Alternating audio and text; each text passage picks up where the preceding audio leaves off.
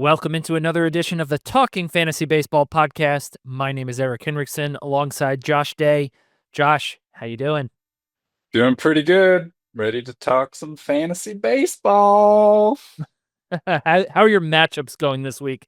Because in one of our leagues, I'm getting smacked. Oh, I, you know, I think I'm overall I'm doing pretty well. I think I'm most frustrated with my team in our the 10 team shallow league because I just feel like it should be doing much better than it is. And it got off to a slow start, and then it's like, you know, I feel like baby steps towards positive regression. But I guess I can't complain. Nah, you're in that league. You're in seventh. You're a half a game out of sixth place. It seems like every team lower in the standings this week is winning in that league. It's just one of those Yeah. weeks. But you, I have complete confidence in will do just fine and move up those rankings because I look at the teams above you and I'm like, there's just no way they're gonna maintain that. Just off of that, forgetting your skill level, just the skill level of the other managers. Yeah.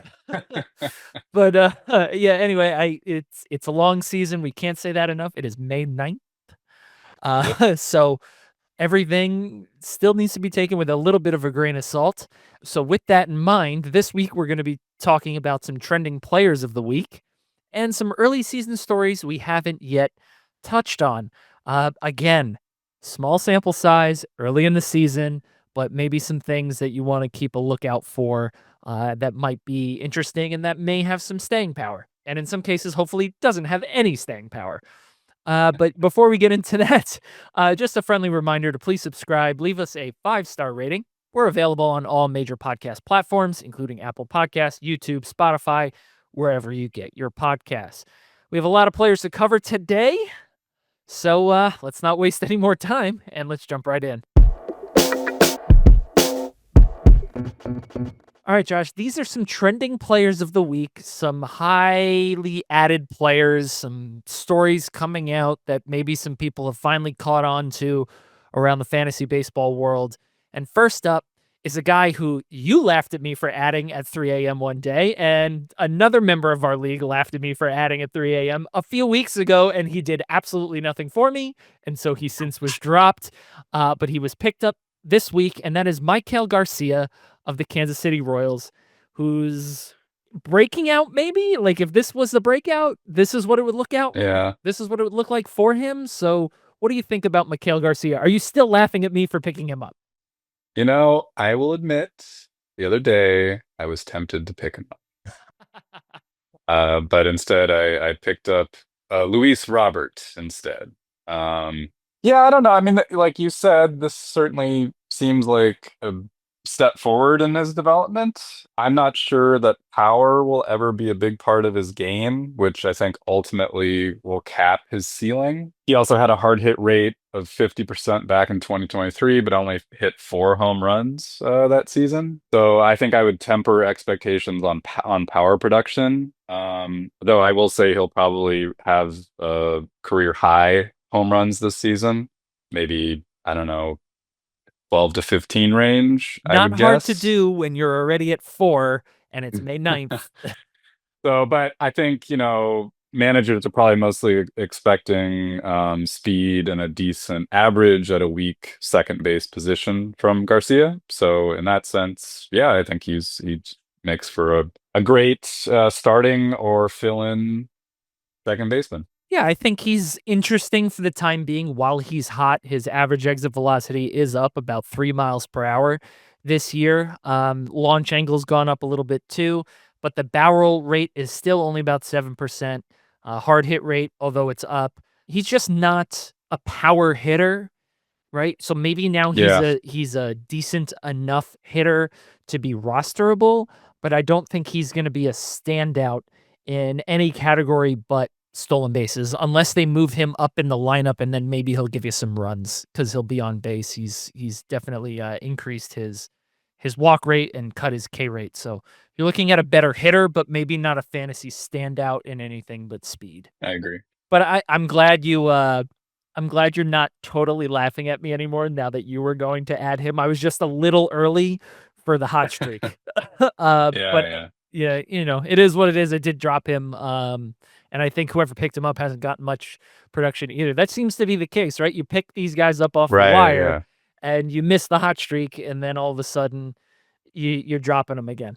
So, a guy whose hot streak, I believe he's got 3 quality starts in a row. His teammate, Mikhail Garcia's teammate, that is Michael Wacha, the savvy vet, the consistent vet, the non-exciting vet. Yeah, I mean, this to me, looking at his numbers versus his underlying numbers, this presents as a lucky start, to be honest. So I say either ride it out, or I guess try and sell like in a package deal if you can. But yeah, just looking at his underlying numbers, his K rate is actually down and his walk rate is up, giving him an XFIP of 4.5.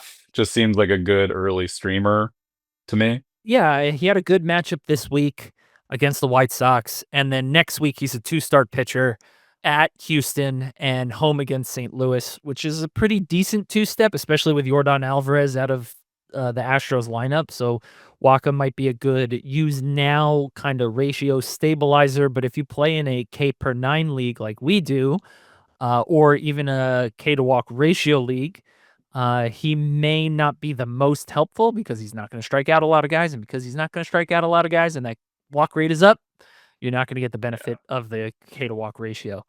Moving on to our next player, the oft injured but uber talented Byron Buxton. Any interest in Byron Buxton? He was a very hot name this week. I think people just started paying attention to what he was doing. But is it real? I guess he could have fit into last week's real or not real. Yeah, I almost, I was considering picking him up in our 10 team league, and I picked up Luis Robert, who was on our wire. It was either going to be like Luis Robert, Ian Happ, or Byron Buxton. Yeah, he's looked really great, though he is striking out over 30% of the time and isn't walking a whole lot. And that, in combination with, as you said, his extensive injury history, makes me extremely skeptical that this party will last all season. So I would definitely say, if you have him, if he's out there, pick him up, plug him in, and enjoy it while it lasts. A guy like Buxton, a guy like Garcia, I don't know, and even Waka, and maybe some of the guys that we have yet to talk about. I don't know if their full season staying power is there, Yeah. right? I think we've kind of reached the point in the season where it's like, okay, somebody got hurt. I need a fill in. This is the guy because they're hot. Like Yeah. but part of head to head categories leagues is finding the right guy to fill in, whether that's a matchup based week, a two start week, Mhm. or you just need somebody for 10 days because maybe they help you win your matchup that week. Yeah. Now, you said that you were going to add Garcia, you were thinking about Buxton, and you named the alternatives. But one of the things that I like to talk about is who were you going to drop? Or were they injury fill ins? In our 10 team league, my team has been riddled with injury. So yeah, it was all fill in. And I've had a lot of outfield injury with Mike Trout and Tommy Edman. So yeah, this was all fill in essentially. I think that's important to note because you're still not looking to drop anybody that you drafted within a reasonable range. Maybe at this point in the season, because it's still only May 9th and there are Yeah. about 22 rounds in our draft, maybe the first 15, 16 rounds, you're still not looking to drop those guys. So these are purely injury fill ins. Yeah. I mean, I really wish Michael Harris wasn't a keeper, because I think I might drop him for like Ian Happ, but I'm not. I'm being pretty patient, even for my standards. Here's another outfielder who we did talk about earlier in the year at the very beginning as a guy of note that could be interesting, and that's Andy Pages of the Dodgers. He's worked his way up the order. He hit second the other day. I believe he also hit fourth, but he's kind of settled into the sixth spot over the last week or two. Any interest on Andy Pages? Like, again, within this bigger conversation, I think he would be a great, like, if one of your drafted outfielders is off to a slow start, or you have an injured player that you need to fill in, I think Pajes would be a good person to grab right now.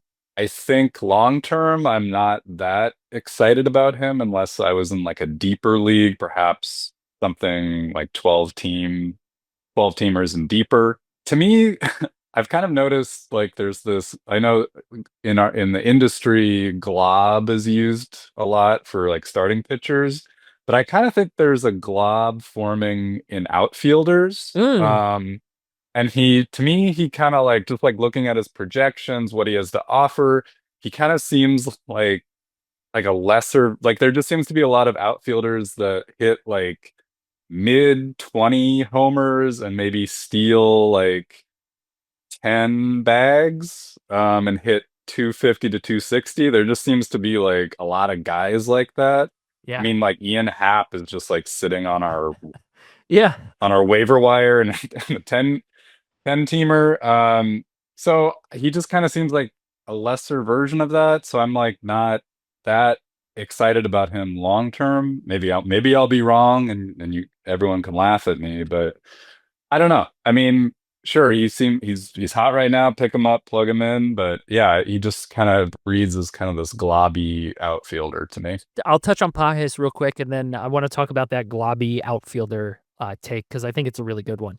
Andy Pajes, his Statcast page, with the exception of his launch angle sweet spot, it's not great. Uh, it's very blue. So I really do think this is just a hot streak for him. Yeah, With that lineup there, it's easy to kind of see a hot streak even magnified even more than what it really is, I think. right. So look, we thought of him as a streamer, if he was hot earlier in the season. We thought of him as a streamer. We thought of him as a replacement outfielder for a hot week if he's playing in Colorado or if he's got good matchups. Let's say they're playing the White Sox or whatever it might be. And I believe the Dodgers played Miami quite a bit recently. So Yeah.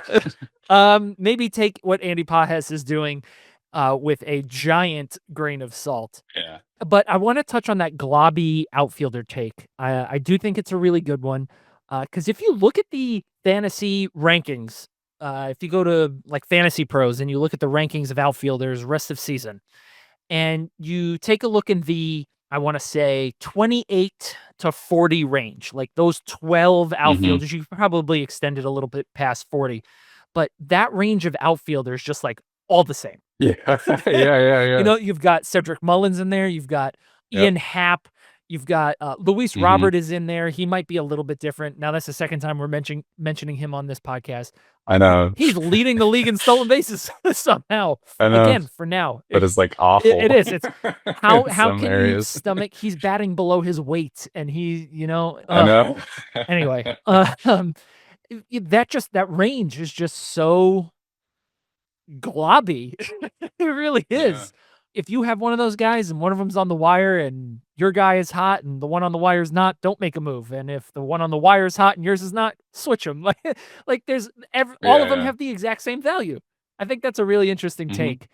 I don't see the globbiness with the pitchers this year, not yet at least, but with outfielders, which was a shallow position last season, it's no longer Hmm. shallow. It's just a lot of exactly the same thing. It'll probably come down to like consistency, I imagine. Like people that, maybe can get on base, maybe they're not hitting power, but like they'll provide something for you rather than just being completely cold. But yeah, I've just noticed over the past couple of weeks, it's just like, God, this guy just seems interchangeable for this other guy. And it's like, how do you parse which is gonna be the best, most reliable guy? But yeah, Blob. That's a good question too. Like, how do you determine who is the most reliable and who might be more consistent than somebody else?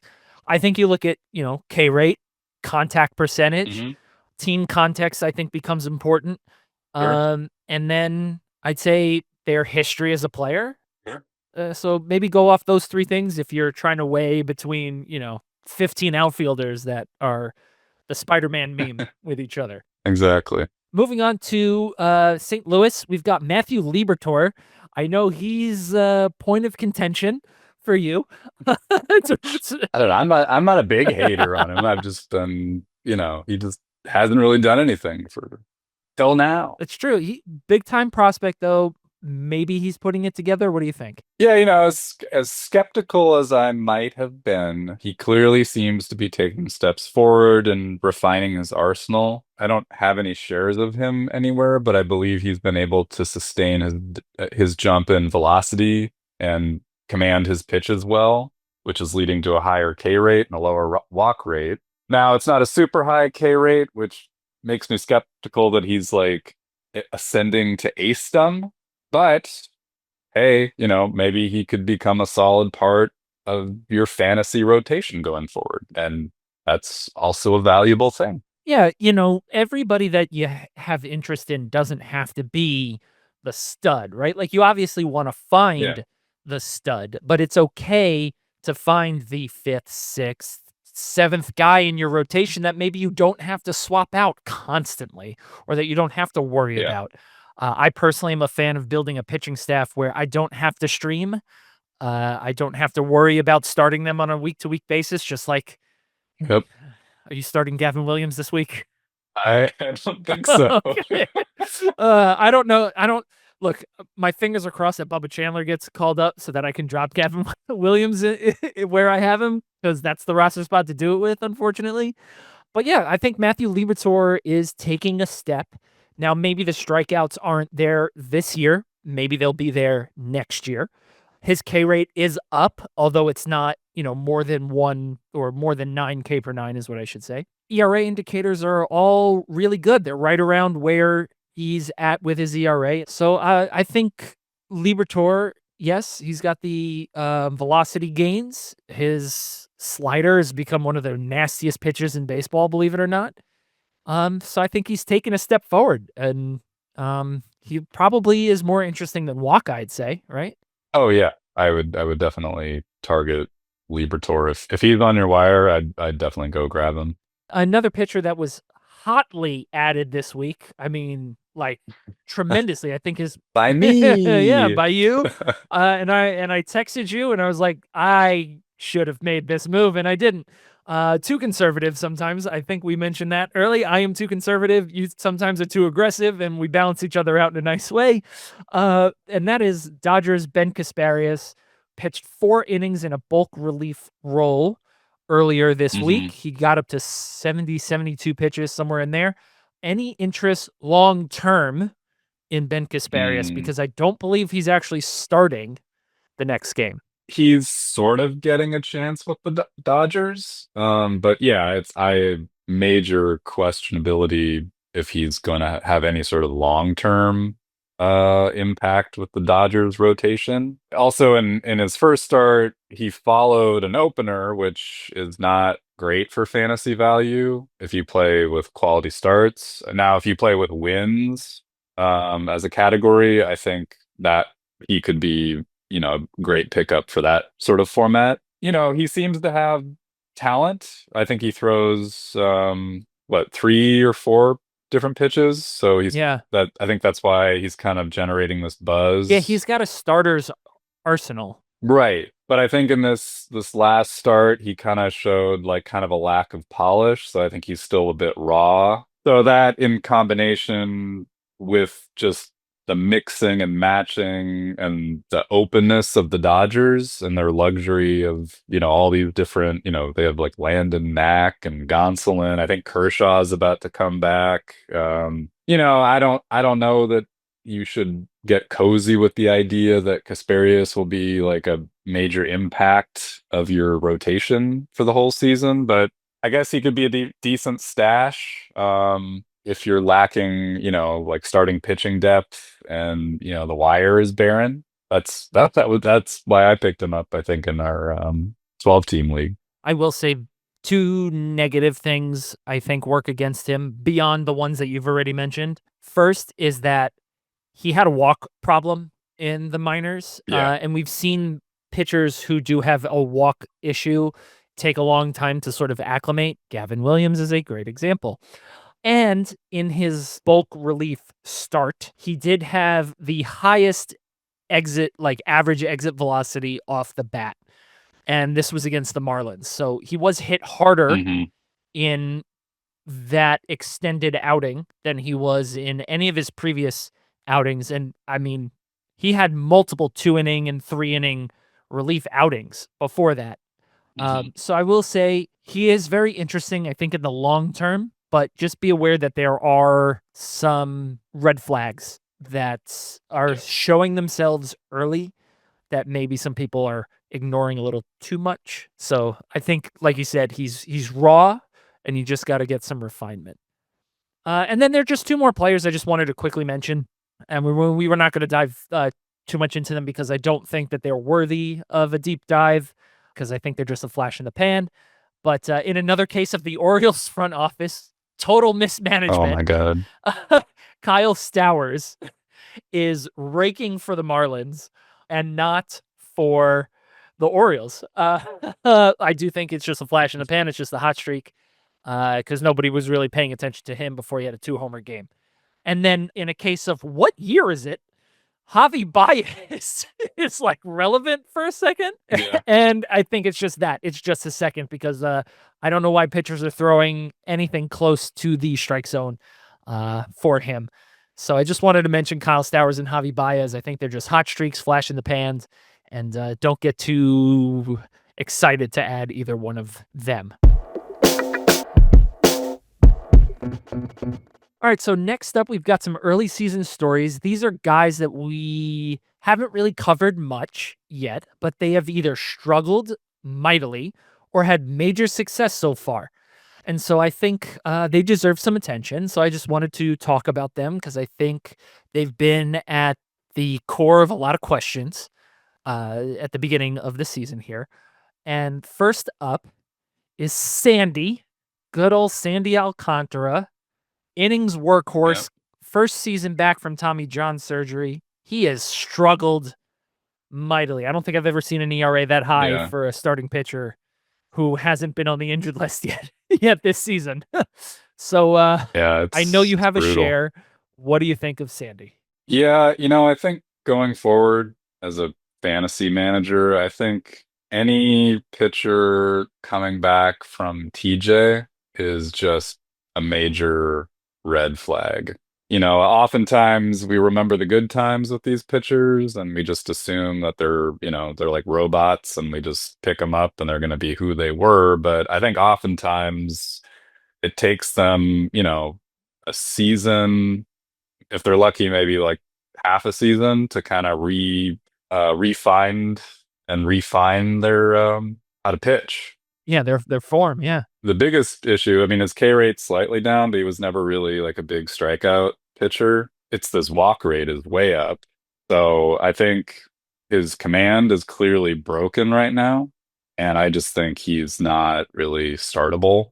Now, you said I have a share of him. I have a share in our 12 team league, which I was thinking of dropping him, but then there's really nothing on the wire. So in some ways, I just feel like, well, I'll hold on to him at least maybe till the midpoint of the season to see if he can recapture some of that command. I kind of am doubtful this season that he's going to be like a big impact arm like he had been in the past. I think maybe he'll be like at least a usable streamer. That's my hope at this point. But yeah, I just think going forward, pitchers coming back from Tommy John are just major red flags. yeah. It takes. Not only does it take about a year and a half to get back from the surgery, but then I think it takes another full season just to feel like yourself again.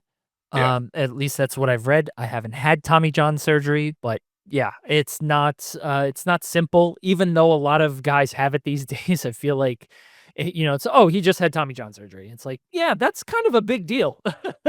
you know, Yeah. just because guys work their way back to be able to play again doesn't Yeah. mean that they're going to be who they once were.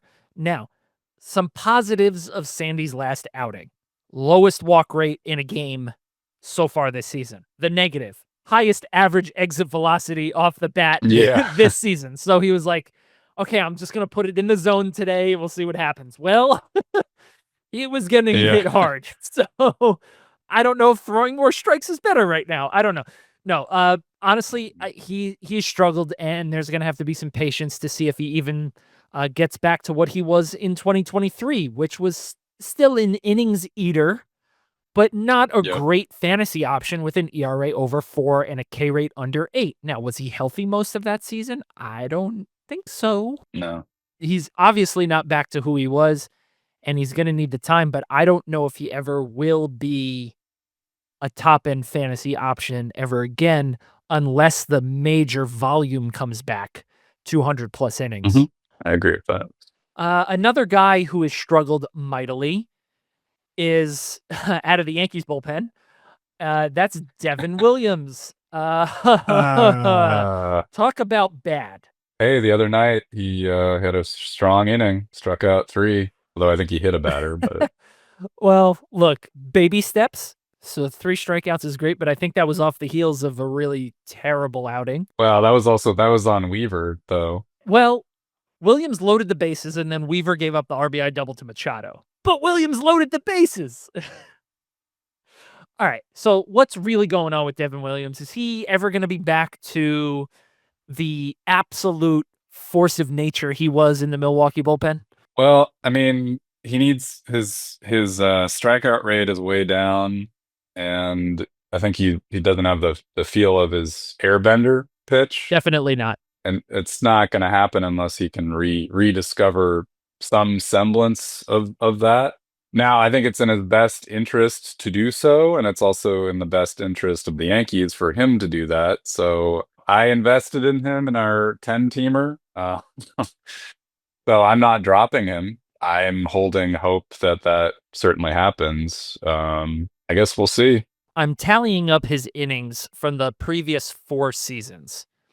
And we're looking at, I'm just going to round up. We're looking at 195 innings over the last 4 seasons coming into this year. Now, granted, last year he only pitched in 22 games because he was coming off the back injury. But if you take the last 4 years, 195 innings, the man has an ERA of under 2 in those 195 innings.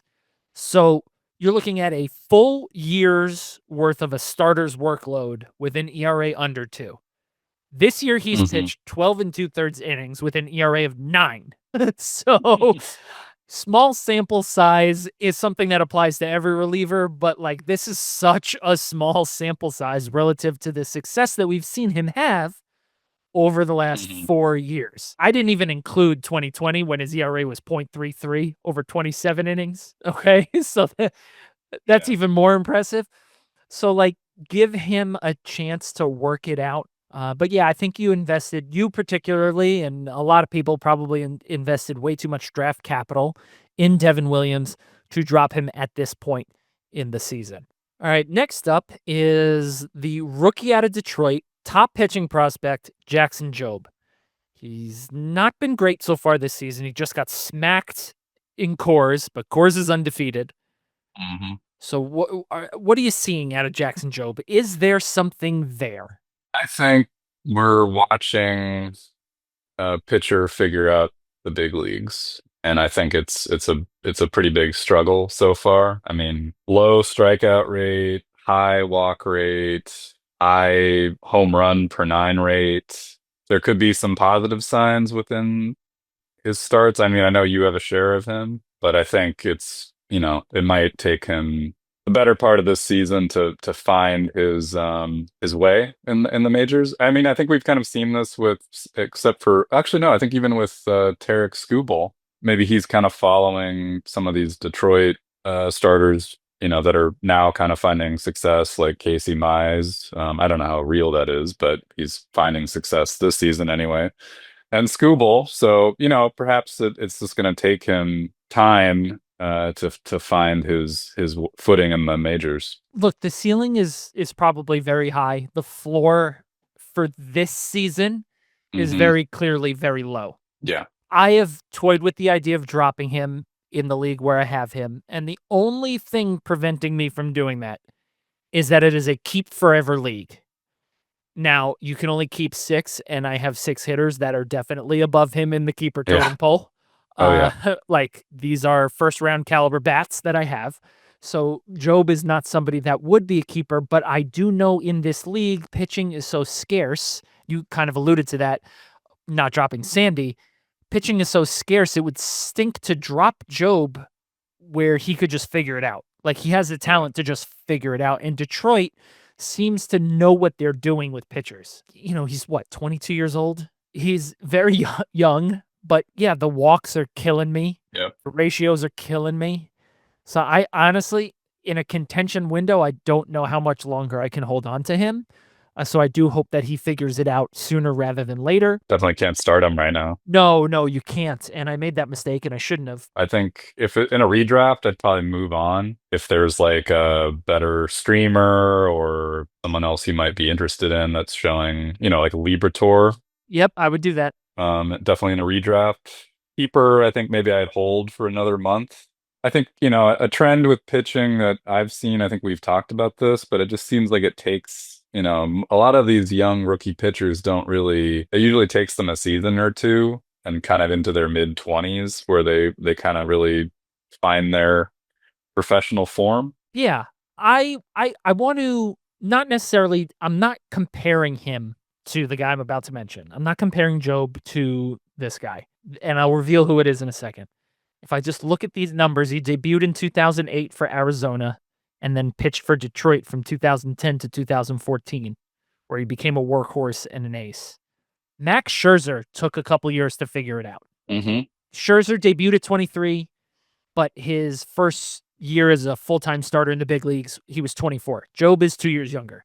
So give guys a chance to figure it out. Now, like you said, redraft is a different story, but if you're in a keeper league, you may want to hold just for a little bit, just to see if he becomes a serviceable pitcher. Is he going to become a stud this year? No, I don't think so. But perhaps he becomes serviceable, and then you don't have to play that waiver wire game that's been so difficult with pitchers this season.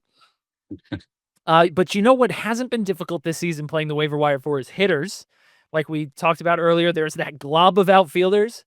But there also now happens to be a glob of first basemen.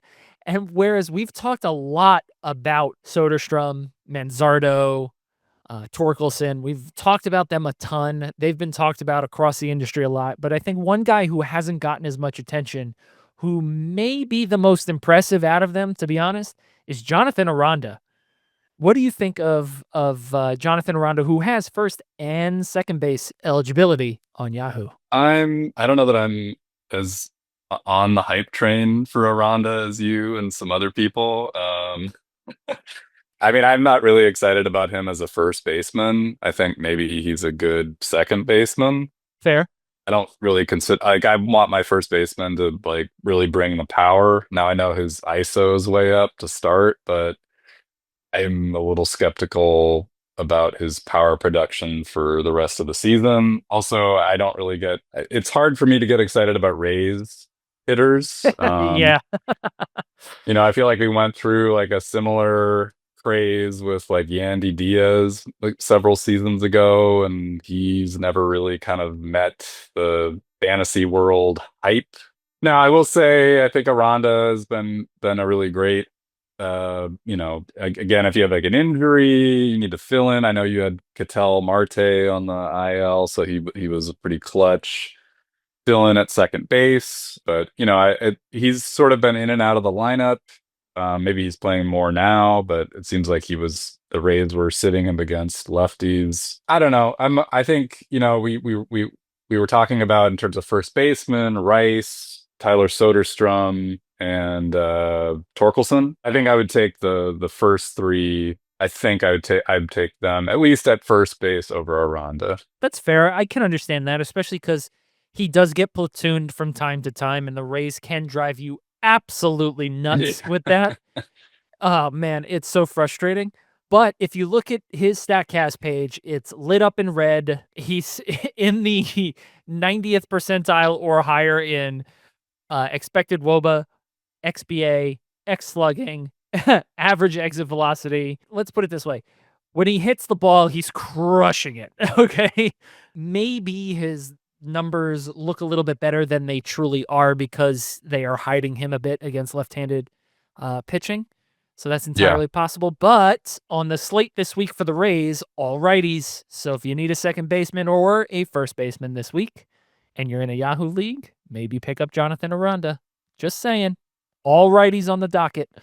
Next up is a guy who maybe in that glob all of a sudden, he was big time coming up. Like everyone thought he was guaranteed to be 2020 when stolen bases were hard to come by, and Mhm. he's just never lived up to that hype. And that's Trent Grisham of the Yankees, who's finally getting a chance to play almost every day. I'd say he's probably playing Yeah. 85% of the games. Any interest in Trent Grisham? He's up to 10 homers already, which I was like shooketh when I found that out.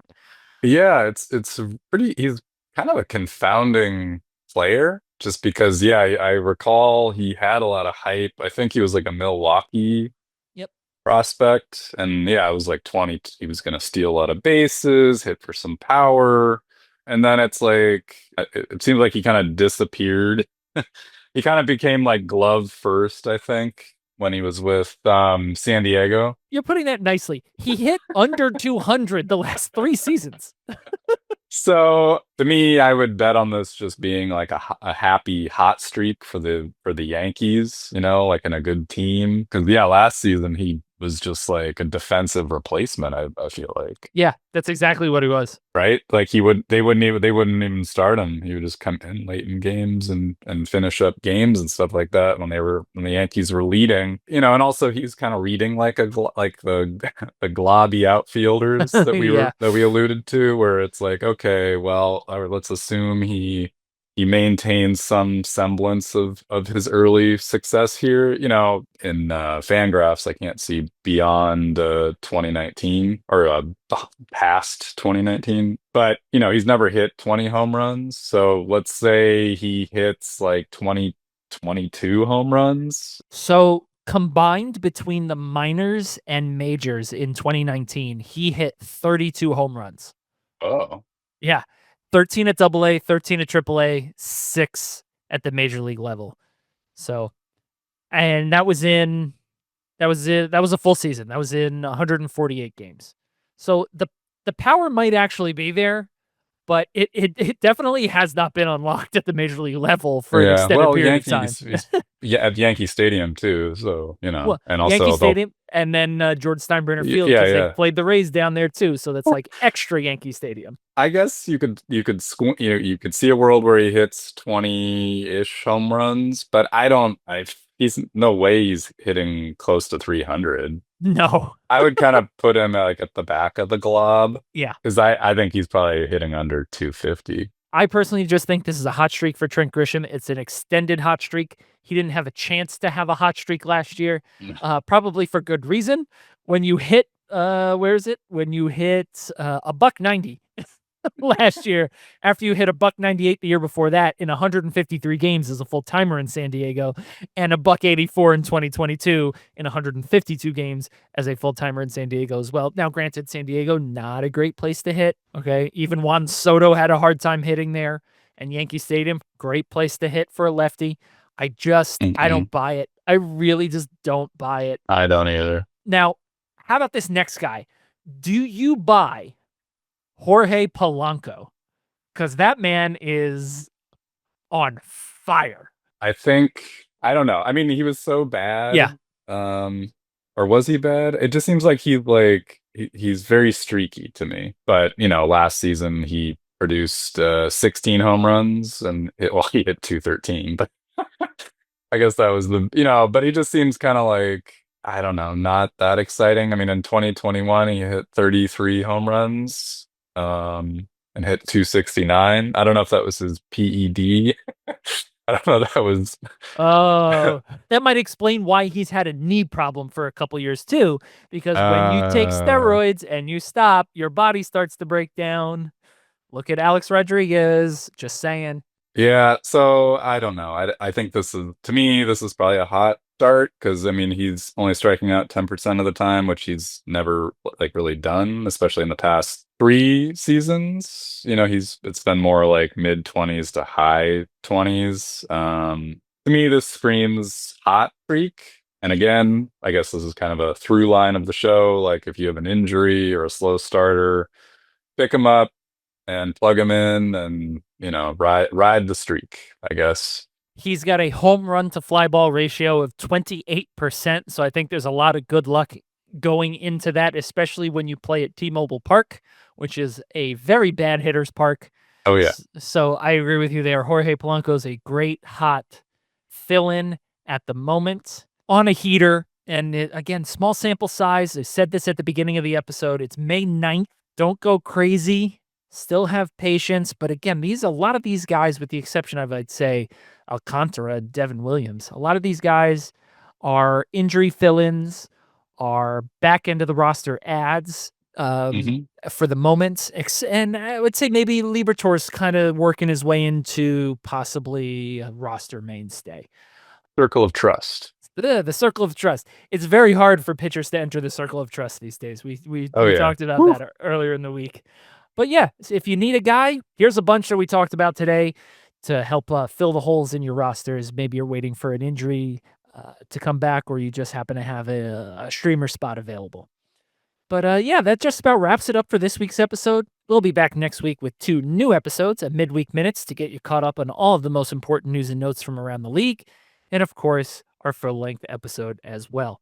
To make sure you never miss one, please subscribe. We're available wherever you get your podcasts. So, for Josh, I'm Eric, saying, see you next time. Blob.